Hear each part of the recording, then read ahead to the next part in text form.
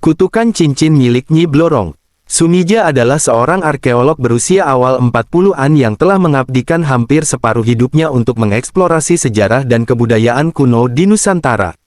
Dengan wajah tenang dan pandangan penuh tekad, Sumija dikenal sebagai sosok yang sangat berdedikasi dan berhati-hati dalam pekerjaannya.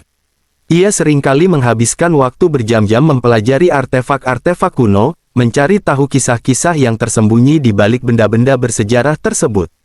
Setelah lulus dari universitas terkemuka dengan gelar di bidang arkeologi, Sumija memutuskan untuk fokus pada penelitian di Indonesia, mengingat kekayaan budaya dan sejarah yang luar biasa di negeri ini. Selama bertahun-tahun, dia memimpin berbagai ekspedisi yang menyingkap peninggalan-peninggalan sejarah penting, seperti candi-candi tersembunyi, alat-alat ritual kuno, dan bahkan naskah-naskah yang terlupakan. Pada suatu hari, Sumija bersama timnya menerima kabar tentang sebuah situs arkeologi yang baru ditemukan di pedalaman Jawa, tepatnya di sebuah hutan lebat yang jarang dijamah manusia. Situs ini diduga merupakan tempat pemujaan kuno yang telah lama hilang dari catatan sejarah. Tanpa membuang waktu, Sumija mengumpulkan timnya yang terdiri dari para ahli geologi, antropologi, dan beberapa pekerja lapangan untuk melakukan ekspedisi. Setelah perjalanan panjang yang melelahkan, tim akhirnya tiba di lokasi yang dimaksud. Situs tersebut berada di dalam sebuah lembah yang tersembunyi, dikelilingi oleh tebing-tebing curam dan pepohonan tinggi yang menjulang. Mereka mendirikan kemah dan segera memulai proses penggalian, berharap menemukan sesuatu yang akan menambah pengetahuan mereka tentang peradaban kuno di Jawa. Beberapa hari berlalu tanpa hasil yang signifikan, namun Sumija tetap yakin bahwa ada sesuatu yang berharga di bawah lapisan tanah ini. Dengan sabar, mereka terus menggali dan menyisir area sekitar hingga akhirnya, di bawah naungan pohon beringin besar, mereka menemukan sebuah pintu batu yang tertutup rapat oleh tanah dan akar pohon. Dengan hati-hati, Sumija memimpin timnya untuk membuka pintu tersebut. Di balik pintu itu, mereka menemukan sebuah ruang kecil yang tampak seperti tempat peristirahatan seorang bangsawan atau tokoh penting pada masa lalu. Di tengah ruangan, ada sebuah peti batu yang dihiasi dengan ukiran-ukiran rumit. Saat peti itu dibuka, mata Sumija tertuju pada sebuah benda kecil yang tergeletak di atas kain sutra merah tua yang sudah rapuh, sebuah cincin emas kuno. Cincin itu tampak sangat indah dan memancarkan aura misterius. Ukiran naga yang melingkar di sekeliling cincin tersebut tampak begitu hidup, seolah-olah naga itu sedang mengawasi siapapun yang berani menyentuhnya. Di tengah-tengah lingkaran emas itu, tertanam sebuah batu permata hijau yang berkilau dalam cahaya redup ruangan. Sumija memandang cincin itu dengan penuh kekaguman dan sedikit rasa was-was. Dia tahu bahwa benda ini bukanlah sekadar perhiasan, tetapi memiliki makna dan kekuatan yang mungkin telah terlupakan oleh waktu. Di sudut hatinya, dia merasakan bahwa penemuan ini akan membawa mereka pada sesuatu yang jauh lebih besar dan berbahaya dari yang mereka bayangkan.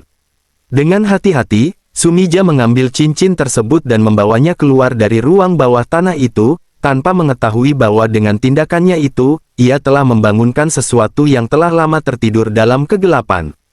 Setelah hari-hari penuh ketegangan di situs arkeologi, Sumija akhirnya pulang ke rumahnya di sebuah desa kecil di pinggiran kota. Rumah Sumija adalah bangunan tua dengan sentuhan tradisional Jawa yang kental. Kayu-kayu jati menghiasi setiap sudutnya, memberikan nuansa klasik yang hangat. Meski lelah, Sumija merasa puas dengan penemuan mereka, terutama dengan cincin emas kuno yang berhasil mereka bawa pulang. Cincin itu kini disimpan dengan hati-hati di dalam kotak kayu kecil yang terletak di meja kerjanya. Namun, seiring berjalannya waktu, rasa penasaran mulai menguasai pikiran Sumija. Dia sering memikirkan cincin itu, membayangkan makna di balik ukiran naga dan batu permata hijaunya. Ada sesuatu yang memanggilnya, seolah-olah cincin itu memiliki magnet yang tak terlihat. Pada suatu malam, rasa ingin tahunya memuncak. Tanpa berpikir panjang, Sumija membuka kotak kayu itu dan mengambil cincin tersebut. Dia merasakan dinginnya logam di ujung jarinya, lalu tanpa ragu, ia memasukkan cincin itu ke jari manisnya. Begitu cincin itu melingkar di jarinya, Sumija merasakan getaran aneh yang menjalar dari tangannya ke seluruh tubuhnya. Namun, dia menepis rasa itu dan mencoba meyakinkan dirinya bahwa itu hanya sugesti semata. Malam itu, Sumija merasa lebih lelah dari biasanya. Dia memutuskan untuk tidur lebih awal, berharap bisa memulihkan tenaganya setelah ekspedisi panjang. Namun, tidurnya tak berjalan seperti biasanya. Di tengah lelapnya, Sumija mulai melihat bayangan-bayangan aneh dalam mimpinya. Awalnya, ia hanya melihat pemandangan kabur dari sebuah danau yang tenang dengan air berwarna hijau tua. Kemudian, sosok seorang wanita muncul di kejauhan. Wanita itu mengenakan kebaya hijau yang anggun, dengan rambut panjang hitam mengalir hingga pinggangnya. Wajahnya cantik, namun ada sesuatu yang dingin dan misterius dalam pandangannya. Wanita itu berjalan perlahan mendekati Sumija, sementara senyum tipis menghiasi bibirnya. Saat jarak mereka semakin dekat, Sumija bisa merasakan aroma melati yang lembut dan dingin menyelubungi dirinya. Sumija merasa terhipnotis oleh kehadiran wanita itu. Namun, saat wanita itu mengulurkan tangan seolah ingin menyentuhnya, Sumija terbangun dengan jantung berdebar kencang. Kamar tidurnya gelap, dan dia mendapati dirinya berlumuran keringat dingin. Mimpi itu terasa begitu nyata, seolah-olah wanita itu benar-benar ada di sana, di sampingnya.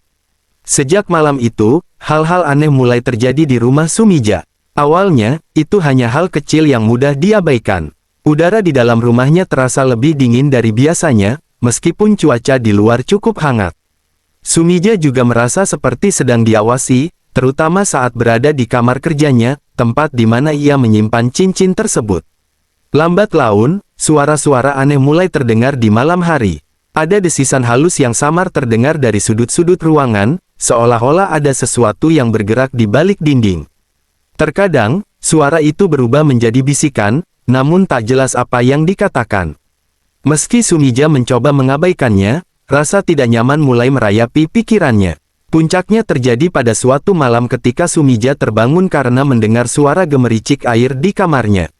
Saat dia membuka matanya, dia melihat lantai di sekitarnya basah, seolah-olah air merembes dari bawah tanah. Di tengah genangan air itu, dia bisa melihat bayangan wanita dalam mimpinya, wanita berbaju hijau dengan tatapan dingin yang menghantuinya. Sumija menatap cermin di sudut ruangan dan melihat bayangan Nyi Blorong memantul di balik punggungnya, seolah mengisyaratkan sesuatu yang belum bisa dipahami Sumija. Perubahan-perubahan ini semakin hari semakin intensif, membuat Sumija mulai meragukan kewarasannya. Dia sadar bahwa semua ini dimulai sejak dia memakai cincin emas kuno itu, dan sekarang, dia harus mencari tahu kebenaran di balik cincin tersebut sebelum semuanya terlambat. Sejak malam itu, Sumija mulai mengalami hal-hal yang tidak masuk akal. Semua dimulai dengan insiden kecil yang terasa aneh dan tidak biasa. Ketika Sumija sedang berjalan di rumahnya, kakinya tiba-tiba tersandung, padahal lantai yang ia pijak rata dan tidak ada benda apapun di sana. Ia terjatuh, dan meskipun tidak terluka parah, hal itu membuatnya terkejut. Kejadian ini berulang beberapa kali dalam berbagai situasi. Kadang, ketika Sumija sedang naik tangga, ia merasakan dorongan kuat dari belakang, seolah-olah ada yang mendorongnya. Namun, saat ia menoleh, tidak ada siapapun di sana. Kejadian aneh ini tidak berhenti di situ. Benda-benda di rumahnya mulai bergerak dengan sendirinya. Suatu malam, ketika Sumija sedang duduk di ruang tamu, lampu di atas meja tiba-tiba jatuh dan pecah tanpa alasan yang jelas. Gorden jendela berkibar seolah-olah ada angin kencang, padahal semua jendela tertutup rapat. Barang-barang kecil seperti pensil dan buku seringkali terjatuh dari meja atau berpindah tempat dengan sendirinya. Setiap kali Sumija mencoba mengabaikan kejadian-kejadian ini, perasaan tidak nyaman yang menghantuinya semakin kuat, seperti ada sesuatu yang tidak beres di dalam rumahnya. Di tengah kecemasan yang semakin memuncak, sosok Nyi Blorong mulai sering menampakkan diri kepada Sumija. Awalnya, penampakan itu hanya terjadi secara samar-samar. Ketika Sumija berdiri di depan cermin untuk mencuci muka, dia melihat bayangan seorang wanita di belakangnya. Wajah wanita itu tidak sepenuhnya terlihat, namun pakaian hijau dan rambut panjangnya membuat Sumija merasakan sesuatu yang aneh dan mistis. Penampakan Nyi Blorong tidak berhenti di cermin saja. Saat Sumija duduk di ruang makan, dia sering kali melihat sosok tersebut di kaca jendela, menatapnya dengan pandangan tajam yang menusuk. Kadang, bayangan Nyi Blorong juga muncul di permukaan air saat Sumija sedang mencuci piring atau ketika dia melihat ke dalam ember yang penuh air. Setiap kali dia berusaha menatap lebih lama, sosok itu menghilang, meninggalkan Sumija dalam kebingungan dan ketakutan. Sumija mulai merasa bahwa kehadiran Nyi Blorong semakin nyata dan mengganggu kehidupannya. Dia merasakan hawa dingin dan aura mistis yang terus mengikutinya kemanapun ia pergi di dalam rumah. Sumija mencoba berbagai cara untuk mengusir perasaan tidak nyaman ini, namun semuanya tampak sia-sia. Suatu hari, seorang sesepuh desa yang dihormati, Pak Lurah, datang mengunjungi Sumija. Pak Lurah adalah orang tua bijak yang dikenal memiliki pengetahuan luas tentang adat dan kepercayaan kuno di desa tersebut. Saat tiba di rumah Sumija, Pak Lurah langsung merasa ada sesuatu yang tidak beres. Udara di rumah itu terasa berat, dan aura mistis yang kuat menyelimuti setiap sudut. Dengan tatapan serius, Pak Lurah meminta Sumija untuk duduk dan mendengarkan dengan seksama. Dia mulai bercerita tentang cincin yang ditemukan Sumija, dan menjelaskan bahwa cincin tersebut adalah cincin yang sangat terkenal dalam cerita rakyat setempat. Cincin itu, kata Pak Lurah, pernah dimiliki oleh Nyi Blorong, makhluk mistis yang dikenal sebagai penjaga harta karun di dasar lautan. Menurut legenda, Nyi Blorong adalah sosok wanita setengah ular yang sangat berkuasa dan menakutkan. Dia dikenal suka menguji manusia dengan memberikan harta karun yang besar, namun dengan kutukan yang menyertainya. Barang siapa yang mengambil harta karunnya atau berani mengenakan cincin miliknya, akan dihantui dan dipengaruhi oleh kekuatan jahat yang ada di dalamnya. Cincin itu sendiri adalah simbol dari perjanjian dengan Nyi Blorong, dan sekali dikenakan, sulit untuk melepaskan diri dari pengaruhnya.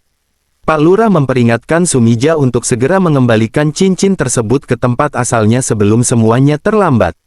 Dia juga menyarankan Sumija untuk melakukan upacara pembersihan diri dan meminta bantuan dari para tetua desa untuk memutuskan kutukan yang telah mengikatnya. Mendengar penjelasan ini, Sumija merasa semakin tertekan dan takut.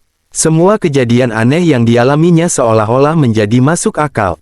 Kini, Sumija harus membuat keputusan penting, apakah ia akan mengikuti saran Pak Lurah dan mencoba mengembalikan cincin itu, atau terus menyimpan cincin tersebut dengan segala konsekuensinya. Keputusan ini akan menentukan nasib Sumija dan apakah ia bisa bebas dari kutukan yang menghantuinya. Setelah peringatan dari Pak Lurah, Sumija merasa tak bisa tinggal diam. Kejadian aneh yang terus terjadi di rumahnya membuatnya semakin yakin bahwa cincin emas yang ia temukan memiliki kekuatan mistis yang berbahaya. Didorong oleh rasa penasaran sekaligus ketakutan, Sumija memutuskan untuk mencari tahu lebih lanjut tentang asal-usul cincin tersebut.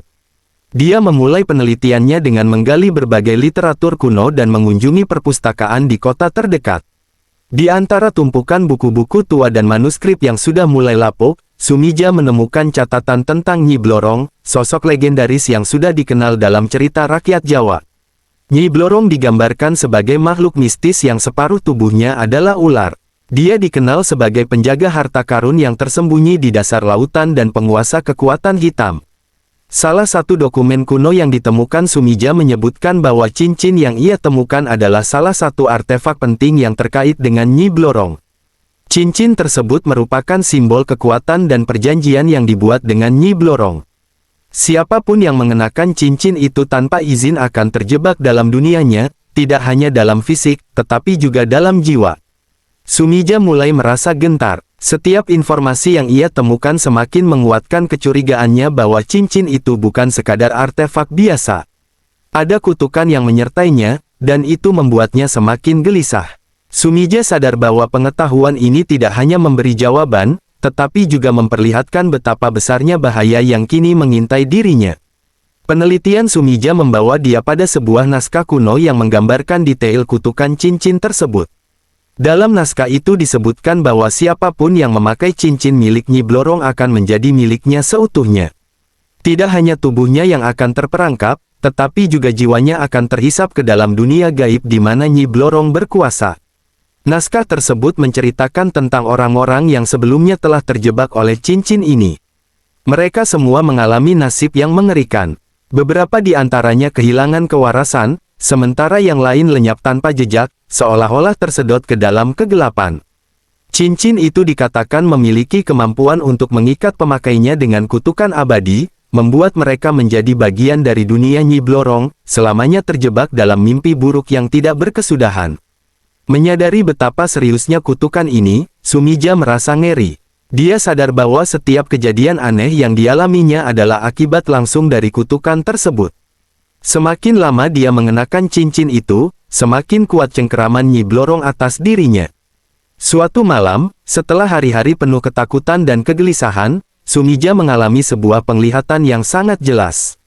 Dia terbangun di tengah malam, merasa ada sesuatu yang memanggilnya. Dengan langkah berat, dia berjalan ke cermin besar di kamarnya. Di dalam cermin, bukan dirinya yang ia lihat, melainkan sosok Nyi Blorong yang menatap balik padanya dengan tatapan yang tajam dan penuh kuasa. Nyi Blorong muncul dalam wujudnya yang memukau namun menyeramkan. Gaunnya yang hijau mengalir seperti air, dan rambut hitamnya melambai lembut, sementara ekor ularnya membelit di lantai. Suasana di sekeliling Sumija terasa mencekam, dengan hawa dingin yang menusuk. Nyi Blorong berbicara dengan suara yang menggema di kepala Sumija, "Engkau telah mengambil apa yang menjadi milikku, dan kini, engkau milikku selamanya." Sumija merasa tubuhnya terkunci oleh ketakutan yang luar biasa. Namun, di dalam hatinya, ada dorongan kuat untuk melawan. Dia tahu bahwa inilah momen penentuan. Nyi Blorong menawarkan dua pilihan, menyerahkan jiwanya dan menjadi bagian dari dunianya, atau mengembalikan cincin itu dan melepaskan diri dari kutukan. Dengan sisa keberanian yang ia miliki, Sumija menolak menyerah. Dia menggenggam cincin itu dengan kuat, bertekad untuk tidak membiarkan dirinya terjebak dalam jeratan Nyi Blorong. "Aku tidak akan menjadi milikmu. Aku akan mengembalikan cincin ini dan melepaskan diri dari kutukanmu." Sumija berteriak dengan suara yang bergetar. Nyi Blorong hanya tersenyum tipis, namun tatapannya menunjukkan kekecewaan yang mendalam. "Kau berani menantangku, manusia. Tapi ingat, kutukan ini tidak mudah dipatahkan. Kau telah memulai perjalanan yang tidak akan mudah kau selesaikan."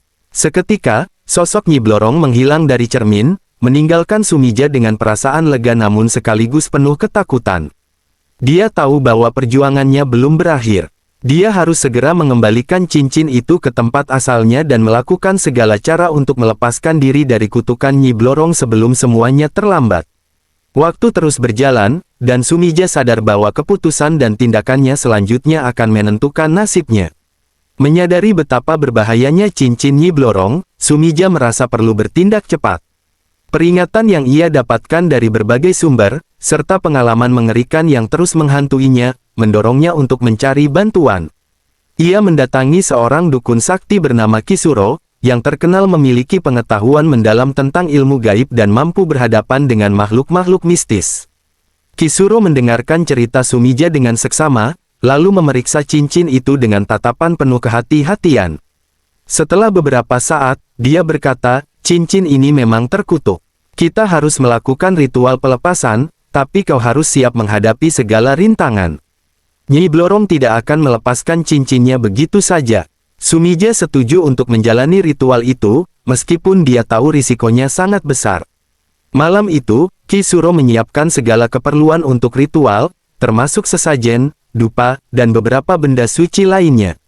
Mereka memilih tempat yang cukup jauh dari rumah Sumija, di sebuah ladang yang terpencil dan jauh dari keramaian. Ketika ritual dimulai, suasana di sekitar mereka langsung berubah. Angin yang tadinya tenang mendadak berhembus kencang, membawa aroma mistis yang menusuk hidung.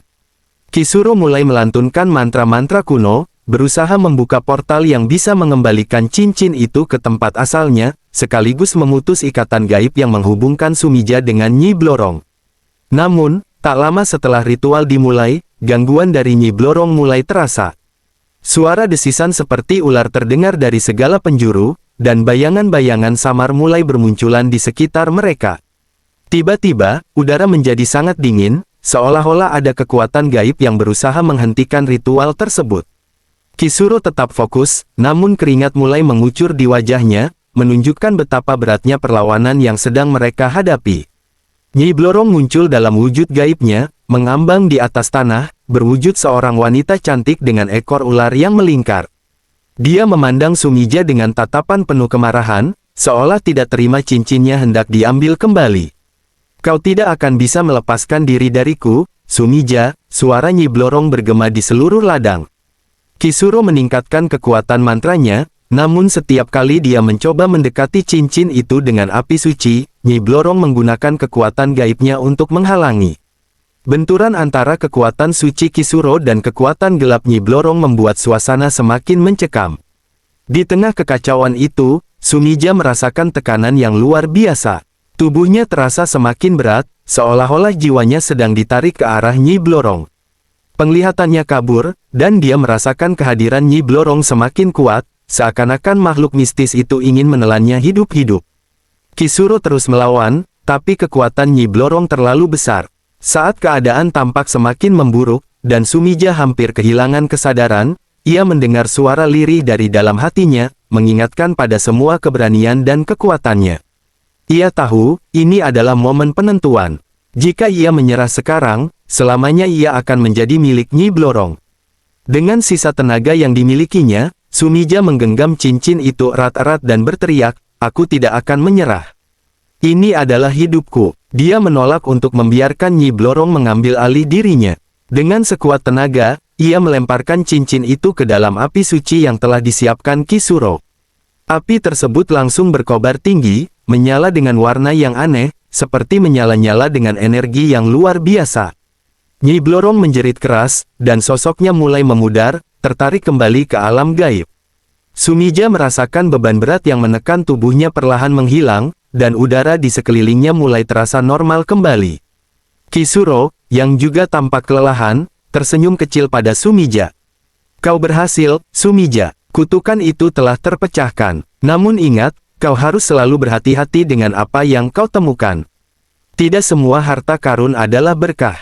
Sumija hanya bisa mengangguk, merasakan campuran lega dan ketakutan yang masih tersisa.